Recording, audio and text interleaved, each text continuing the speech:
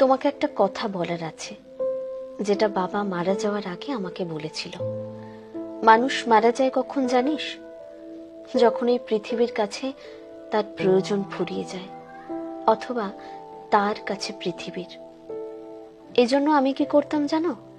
প্রতিদিন বাবার বাসায় গিয়ে যে কোনো জরুরি আলাপ তুলতাম, কিন্তু শেষ করতাম না। কিছু কথা বাকি রেখে বলতাম, বাকিটা কালকে বলবো। তখন বাবা কালকের জন্য অপেক্ষা শুরু করত। ওনার বেঁচে থাকার প্রয়োজন তৈরি হতো। একসময় আমি খুব নিজের কাজে ব্যস্ত হয়ে পড়লাম। ধীরে ধীরে বাবার কাছে যাওয়া কমে আসতে লাগলো, এবং তখনই আমার ভয় হতে লাগলো, বাবা বোধহয় আর বাঁচবে না। কদিন পর আমি বাবা